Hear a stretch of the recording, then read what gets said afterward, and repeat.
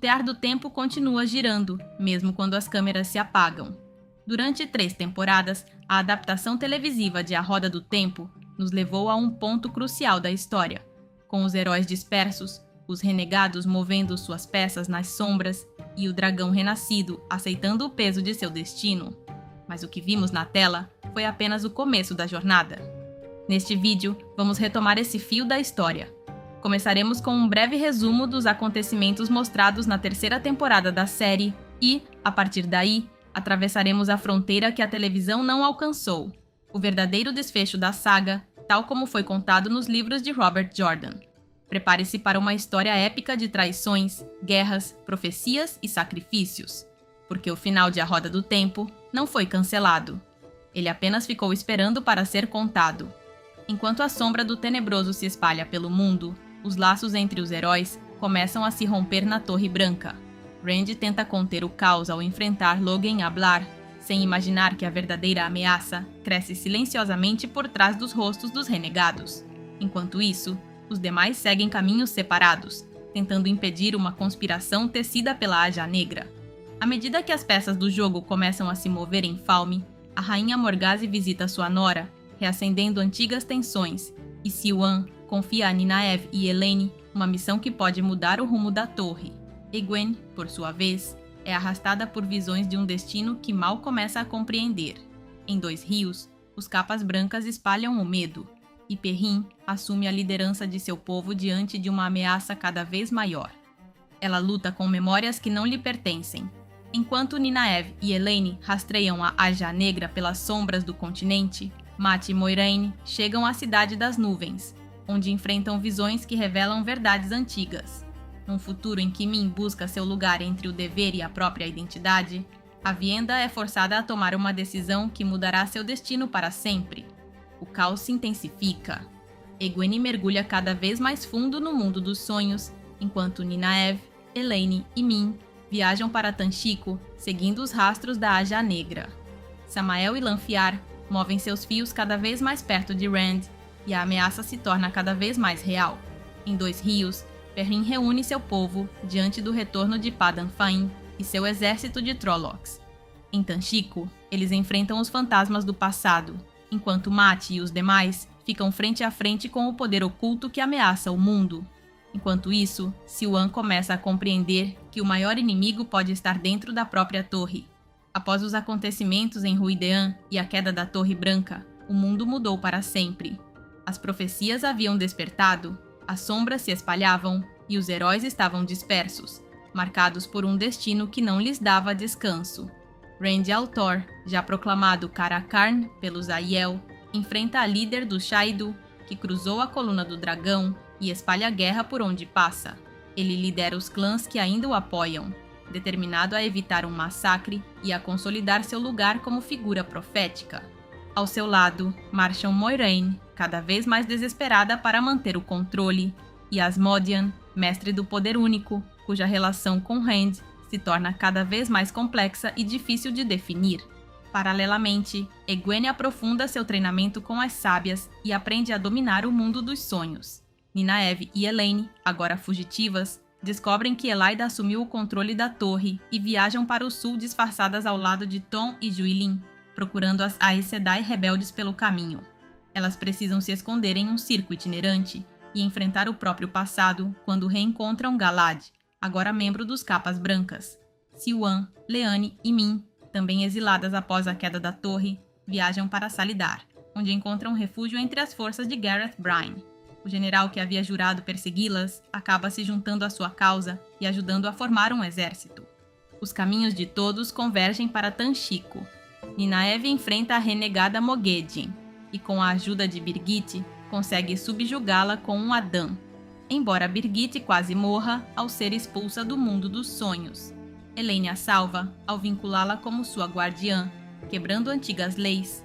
Os Shaidu cercam a cidade. Rand, Mat e Aviendha lutam do alto de uma torre, enquanto Asmodean tenta se manter à margem. Ele acaba liderando tropas e enfrentando Couladin diretamente, derrotando-o.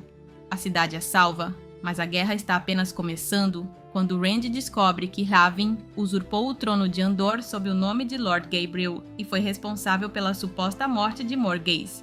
Para Rand, aquilo se torna algo pessoal. Antes que possa agir, ele é atacado por Lanfear, consumida pelo ciúme de sua proximidade com Aviendha. Asmodean se recusa a lutar, mas Moiraine, que havia previsto aquele momento, se sacrifica ao se lançar junto com Lanfear para dentro do portal dos Aelfin, selando o acesso para sempre. Ferido, mas determinado, Rand segue para Caemlyn. Lá, cai na armadilha de Hrafn. Em um instante, Mat, Aviendha e Asmodean morrem sob seu ataque. Desesperado, Rand o persegue até o mundo dos sonhos e, com a ajuda de Nynaeve, o destrói com balefogo, apagando sua existência e todos os seus crimes. Mat, Aviendha e Asmodean voltam à vida. De volta a Salidar, Nynaeve descobre que Moghedien esteve escondida entre as refugiadas e a incapacita com um Adan, mantendo-a prisioneira.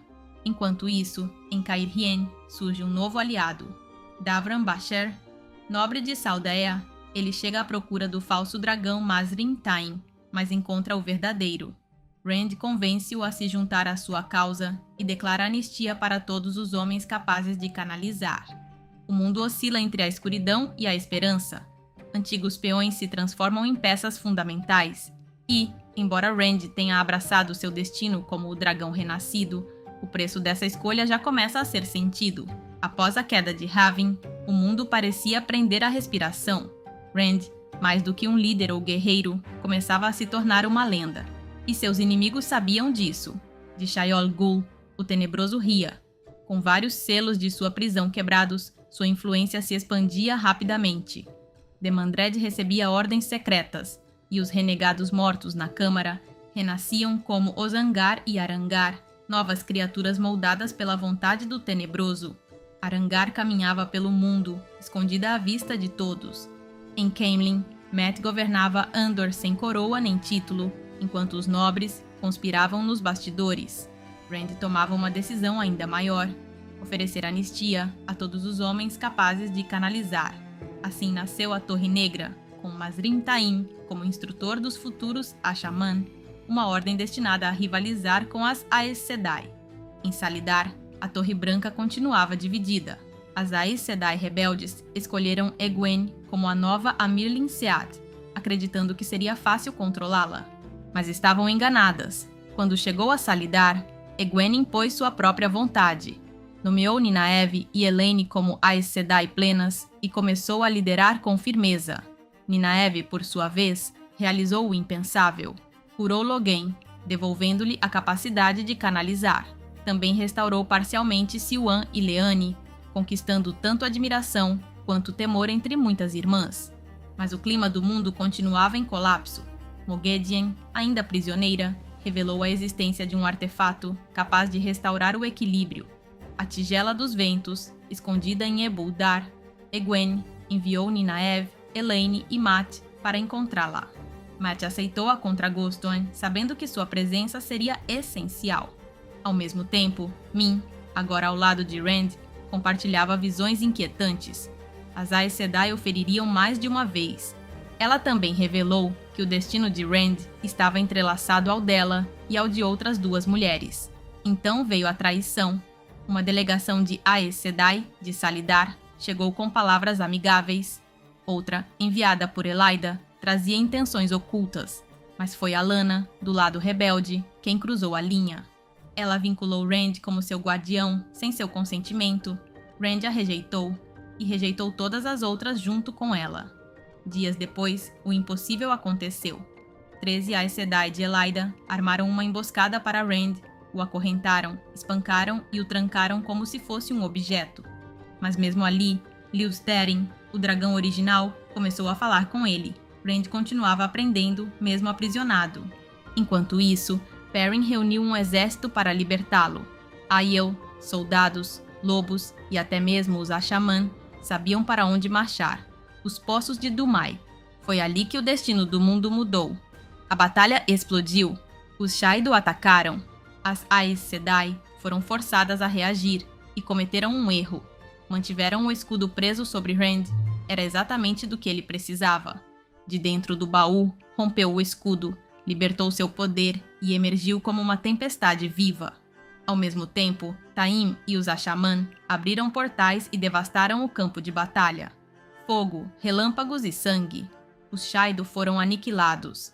As Aes Sedai se renderam, e Rand al'Thor deixou de ser apenas o dragão renascido para se tornar um senhor da guerra. E, nas sombras de Shayol Ghul, Demandred se ajoelhou diante do Tenebroso. Está feito! O Tenebroso não respondeu, apenas riu. Afinal, o mundo jamais voltaria a ser o mesmo.